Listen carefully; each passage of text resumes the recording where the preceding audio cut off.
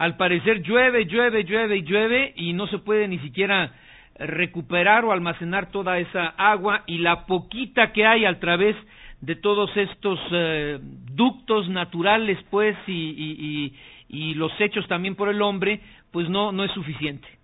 Mira, Oscar Mario, aquí lo interesante es que, como tú explicabas, son cuencas, son superficies que permiten ir concentrando los escurrimientos en sistemas de presas. En el caso de Cutzamala, hemos tenido ya ahorita una recuperación interesante en la presa del Bosque, desde el río Tuxpan y una serie de presitas que tenemos todavía en la parte alta de la cuenca. Hemos estado transfiriendo hacia la presa del Bosque de lo que es el día primero hasta el día de ayer un promedio de 17.3 metros cúbicos por segundo. Entonces, pues hemos ahorita ya acumulado un cierto volumen que es interesante. Estamos hablando de que hemos transferido algo así como 53 millones de metros cúbicos en estos últimos días, en este mes. Y donde nos ha fallado un poco la lluvia es en la cuenca de Villa Victoria, que es otra presa. Pero lo que tú comentabas es, creo que, lo más interesante.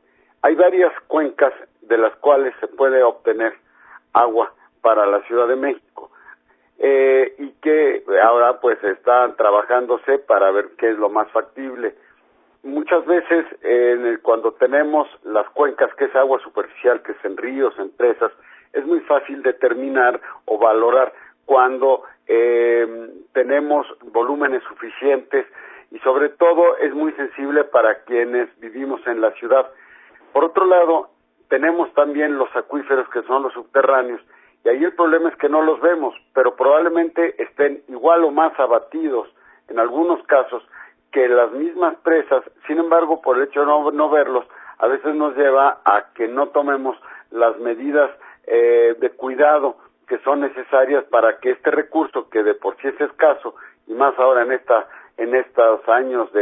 año que se presenta un año seco, hagamos un uso racional del mismo. Bueno, entonces, ¿cómo vamos a estar para lo que queda de este año y el próximo, ingeniero? En mi opinión, creo que tenemos que acostumbrarnos a vivir con una limitación en el recurso, tanto cuanto si llueve como si no llueve, porque lo lógico es que empecemos a cuidar mucho más los acuíferos. Las consecuencias de un manejo poco racional de los acuíferos se da, como usted comentaba oportunamente, en los hundimientos que tenemos en la ciudad. No es casualidad que se nos inunde el aeropuerto, no es casualidad que de pronto concentremos demasiada agua en algunos conductos que de pronto revientan. Tenemos que ser mucho más racionales en el manejo y en el cuidado del agua, y creo que ese es el futuro que nos depara, y no importa si conseguimos otras fuentes y las vamos sustituyendo a las tradicionales. Creo que tenemos que tomar medidas como las que se toman en Australia, en Melbourne, en Los Ángeles, en Barcelona, que son ciudades que tienen, como la Ciudad de México, problemas graves, y donde pues tendremos que aprender a vivir con esta realidad.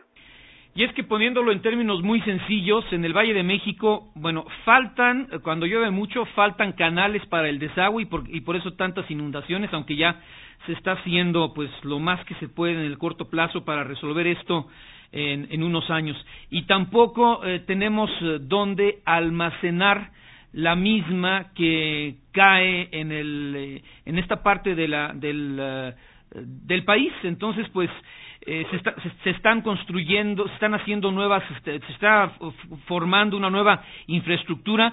¿De cuántos años estamos hablando para que el agua que llega se pueda almacenar y no se siga inundando la Ciudad de México? Mira, yo creo que tendremos que ir trabajando, pero esto se va a hacer paulatinamente, pero yo estimo que, pues, de acuerdo a lo que indican las áreas especialistas en este tema en la comisión, yo creo que van a ser por lo menos unos 4 o 5 años en que vamos a estar en obras constantes en tanto se logra terminar todas estas nuevas obras de infraestructura que requiere la ciudad. Yo quiero comentarte algo, Oscar Mario. El problema más grave es que cada vez que pavimentamos, cada vez que crece la ciudad, perdemos capacidad de recarga, que de por sí es baja por las características del suelo de la ciudad. Por eso cuando se hunde ya es difícil recuperar. Lo más sensato es pensar que para cuidar los acuíferos lo que tenemos que hacer es dejar de extraer y buscar fuentes donde no generemos estos problemas, ya sea acuíferos que se puedan recuperar con mucho más celeridad que los del Valle de México, o la utilización de agua superficial de las cuencas que tú mencionabas, por ejemplo la del río Tecolutla, que si bien son obras magnas, son indispensables para el cuidado y conservación del recurso en el Valle de México. Bueno, y la verdad es por culpa de la politiquería, ¿no? De la política barata, por ejemplo, se me ocurre Andrés Manuel López Obrador durante los 6 años que fue regente y que lo único que hizo fue preparar su campaña para la presidencia de la República, que todo esto se descuida, ya estamos rebasados por el problema, ni siquiera al 11:45, y entonces la solución vendrá en el mediano plazo, ingeniero. Creo que es correcto. Al final de cuentas todo esto se llama mantenimiento. No, descuido, corrupción y muchas cosas. Tenemos unas pérdidas increíbles. Podría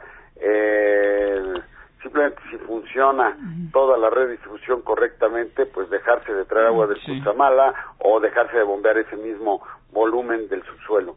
Y por otro lado tenemos, por desgracia, lo que tú comentas, las obras que van como drenaje, mantenimiento a la red de distribución de agua, no se ven, y como no se ven, pues tienen muy poca ventaja política, dan poco millaje político, claro. Entonces son poco atractivas. Hay otras que llaman mucho más la atención, que son muy fáciles de vender y que pues desgraciadamente son necesarias, pero no tan urgentes como las de mantenimiento de los sistemas de distribución de agua potable, la red y el mantenimiento a los sistemas de drenaje profundo y de drenaje semiprofundo. Exacto, pero hay que ponerle nombre y apellido a los causantes de este desastre. Se llama Andrés Manuel y se apellida López Obrador, en gran parte porque pues estamos padeciendo lo que dejó de hacer, las omisiones por dedicarse a su campaña para la presidencia de la República, y la cual afortunadamente perdió.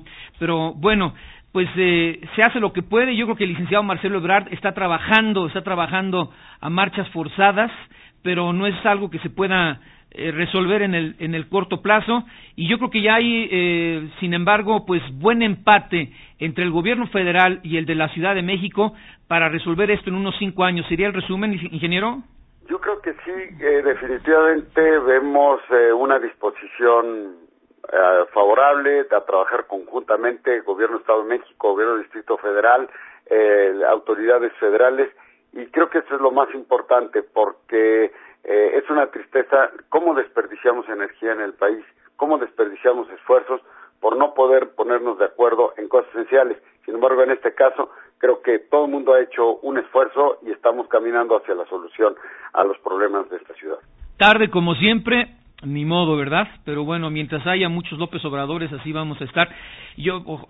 Bueno, afortunadamente ya Juanito le está quitando el lugar al señor López Obrador, y Juanito pues por lo menos tiene buenas intenciones, pero esto ya lo digo yo para no comprometerlo a usted, y le aprecio mucho su tiempo, ¿eh? Muy bien.